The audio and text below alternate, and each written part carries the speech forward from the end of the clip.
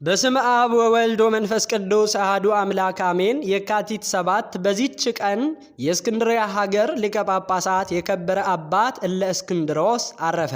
እርሱም ለአባቶች ሊቃነ ጳጳሳት 43ኛ ነው። ይህም አባት ታሮን በሚባል ገዳም መነኮሰ።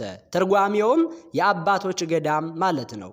በጌታችንም ፈቃድ በእስክንድርያ ሀገር ሊቀ ጵጵስና ተሾመ። እርሱ የተማረ አዋቂ ጻድቅ ሰው ነበርና በሹመቱም ወራት ብዙ መከራ ደረሰበት። የግብፅ ንጉሥ ልጁን ሹሞ በመንግስቱ ላይ አሰለጠነው። እርሱም በአስቄጥስ በረሃ ያለውን የመነኮሳቱን ገዳም አፈረሳቸው።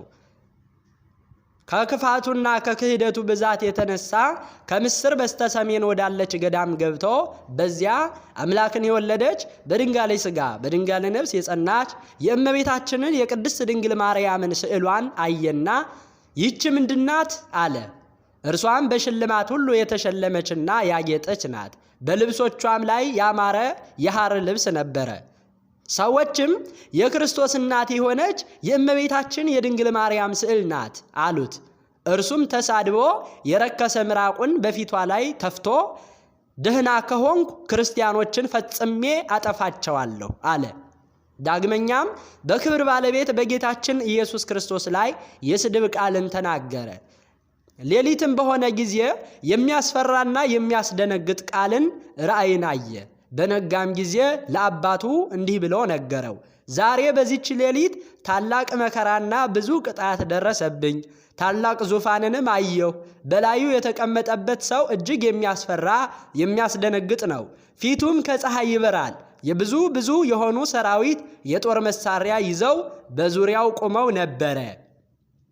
እኔ እናንተም እስረኞች ሆነን በኋላው ቆመን ነበረ። እኔም በዙፋን ላይ የተቀመጠው ማን ነው ብዬ ጠየቅኩኝ። ትላንትና አንተ የዛትክበት የክርስቲያን ንጉሥ ክርስቶስ ይህ ነው አሉኝ። ከዚያ በኋላ የጦር መሳሪያ የተሸከሙት አንዱ ወደ እኔ መጥቶ ጎኔን በጦር ወጋኝ። ጦሩንም ከጎኔ ውስጥ አላወጣውም። አባቱም ሰምቶ ደነገጠ፣ እጅግም አዘነ። ያ ልጁም ወዲያውኑ ታመመ። በአንደበቱም ተዘግቶ በክፉ አሟሟት ሞተ። ዳግመኛም ከ40 ቀን በኋላ አባቱ ሞተ። በእርሱም ፈንታ ሌላ ንጉሥ ተሾመ። እርሱም ክርስቲያኖችን እጅግ አሰቃያቸው። ይህንንም አባት ሊቀ ጳጳሳት እለ እስክንድሮስን አብዝቶ አሰቃየው። ከሕዝቡ 3000 የወርቅ ዲናር ለምኖ እስከሰጠው ድረስ። ጌታችንም ይህን ንጉሥ ፈጥኖ አጠፋው። ከዚህ በኋላ አሁንም ሌላ ንጉሥ ተሾመ።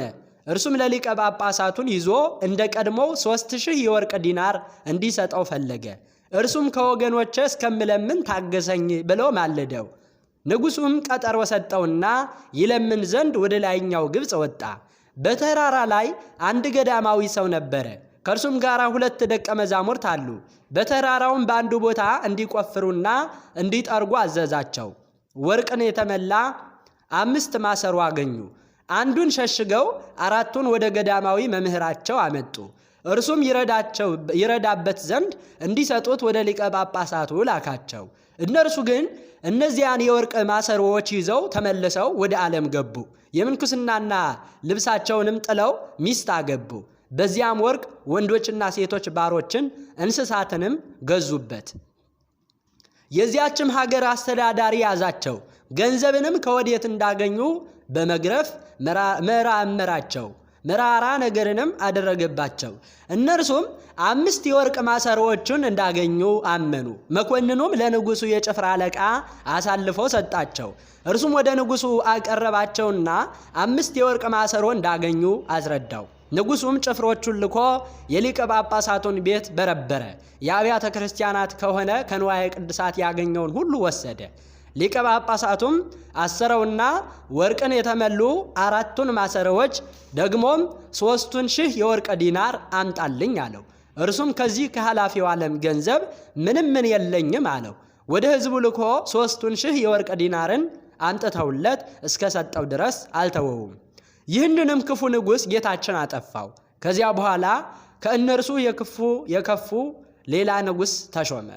እርሱም የሐሰተኞችን የርኩሳን ነቢይን ስም በከበረ መስቀል ፈንታ በእጆቻቸው ውስጥ እንዲያትሙ የክርስቲያንን ወገኖች አስገድዳቸው። ይህም ምልክት የመለኮትን ነገር የሚናገር ወንጌላዊው ዮሐንስ የተናገራት ትንቢት ናት። ይህም ክፉ ንጉሥ ወደ ሀገሮቹ ሁሉ ይህንን እንዲያደርጉ አዘዛቸው። ሊቀ ጳጳሳቱንም እንዲህ ያደርግ ዘንድ አዘዘው። ሊቀ ጳጳሳቱም ይተወው ዘንድ ብዙ ለመነው፣ አልተቀበለውም። ዳግመኛም እስከ 3 ቀን ይታገሰው ዘንድ ለመነው። ከዚያ በኋላ ደግሞ እንዳይገልጠውና ወደዚህ የረከሰ ሥራ እንዳያስገባው ወደ እግዚአብሔር ፈጽሞ ማለደ። ጌታችንም ልመናውን ተቀብሎ በጥቂት ደዌ ጎበኘው።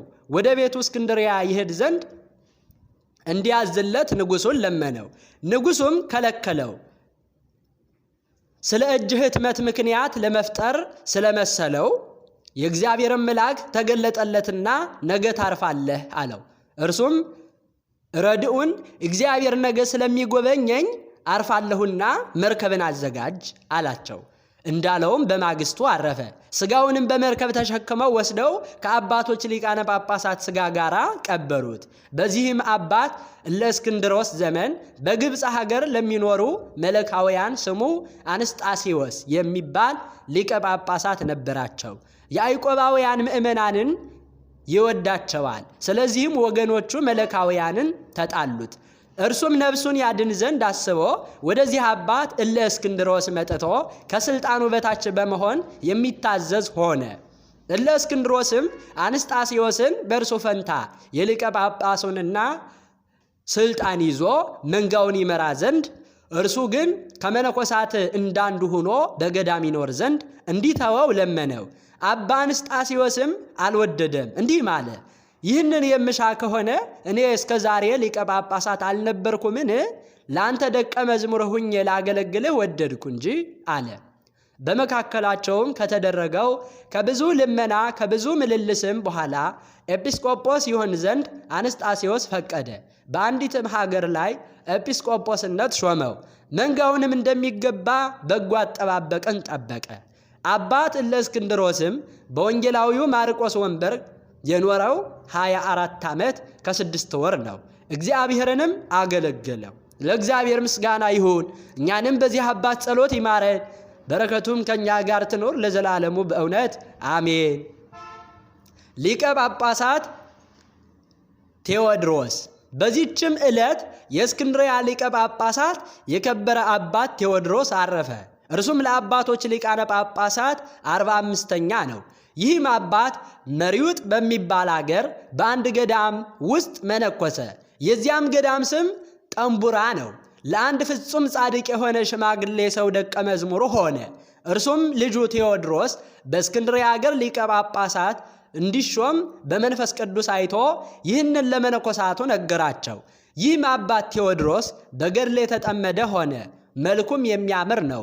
በሰውነቱም ላይ ከውስጥ ማቅ በመልበስ በላዩ የብረት ልብስ መንቁር ይለብስ ነበረ። በቅንነቱና በትሕትናው ፍጹም ሆነ። በመንፈስ ቅዱስም ፈቃድ ተመርጦ በእስክንድርያ አገር ላይ ሊቀ ጵጵስና ተሾመ። የክርስቶስንም መንጋዎች በበጎ አጠባበቅ ጠበቀ።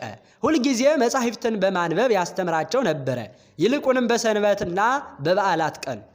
የሹመቱም ዘመን ጸንታና ቆይታ ኖረ። በእርሱም ጊዜ በእርሱም ዘመን ሰላም ሆነ፣ ጸጥታ ነበረ። ቤተ ክርስቲያንንም በሰላም ኖረች። በወንጌላዊው ማርቆስ ወንበርም ላይ 11 ዓመት ተኩል ከኖረ በኋላ በሰላም አረፈ። ለእግዚአብሔር ምስጋና ይሁን፣ እኛንም በጸሎቱ ይማረን፣ በረከቱ ከኛ ጋር ትኑር ለዘላለሙ በእውነት አሜን። በዚህችም ዕለት የከበሩ የአብራቀያ፣ የአባ ዲር፣ የአባ ያርኖስ፣ የአብዱልማስ እብሎይን ያረጋጋ የገዳማዊውም የእረፍታቸው መታሰቢያ ነው። በረከታቸው ከኛ ጋር ትኑር፣ ለእግዚአብሔር ምስጋና ይገባዋል አሜን።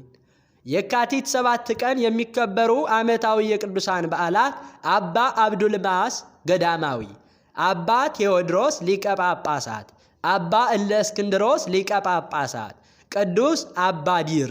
ወርሃዊ በዓላት ስሉስ ቅዱስ አብ ወወልድ ወመንፈስ ቅዱስ፣ አባ ጊዮርጊስ ዘጋስጫ፣ አባ ሲኖዳ የባህታውያን አለቃ፣ አባ ዳንኤል ዘገዳመ ሲሃት፣ አባ ባውላ ገዳማዊ፣ ቅዱስ አትናቴዎስ ሐዋርያዊ፣ ቅዱስ አግናጤዎስ ለአንበሳ የተሰጠ። የአብ በረከት፣ የወልድ ፍቅር፣ የመንፈስ ቅዱስ አንድነት፣ የድንግል ማርያም ምልጃ፣ የቅዱሳኑ ጸጋና በረከት ከሁላችን ጋር ይሁን። ስለ ጽድቅ የሚሰደዱ ብፁዓን ናቸው፣ መንግሥተ ሰማያት የእነርሱ ናትና። ሲነቅፏችሁና ሲያሳድዷችሁ በእኔም ምክንያት ክፉውን ሁሉ በውሸት ሲናገሩባችሁ ብፁዓን ናችሁ፣ ዋጋችሁ በሰማያት ታላቅ ነውና ደስ ይበላችሁ፣ ሐሴትም አድርጉ። ከእናንተ በፊት የነበሩትን ነቢያትን እንዲሁ አሳድደዋቸዋልና። የማቴዎስ ወንጌል ምዕራፍ 5 ዘአቅረብኩ ማሕሌተ አዘኪረ አእላፈ እምለተ ጸምዱከ ዘልፈ ለእለ ያነብብ ተወከፍ ዘንዴቴ መጽሐፈ እንተረሰይከ እግዚኦ ጸሪቀ መበለት ወኩፈ እምለ አብኡ ብኡላን ዘተርፈ። ነቢያት፣ ቅዱሳን፣ ሰባኪያን፣ ሰማዕታት፣ ጻድቃን፣ መላእክት፣ ትጉሃን፣ ደናግል፣ አዲዮ መነኮሳት ሄራን ባርኮ ባርኮ ጉባኤ ዛቲ መካን እስከ አረጋዊ ልሂቅ ወምንዑስ ሕፃን ለዘ ጸሐፎ በክርታስ ወለዘ አጸሐፎ እንዘይደርስ ለዘ አንበቦ ወለዘ ተርጎሞ በልሳን ሐዲስ ወለዘ ሰምዐ ቃሎ በእዝነ መንፈስ በጸሎተ እሙ ማርያም አረጊተ ኩሉ እምባይስ ህቡረ ይመሐረነ ኢየሱስ ክርስቶስ አሜን። ይማረን።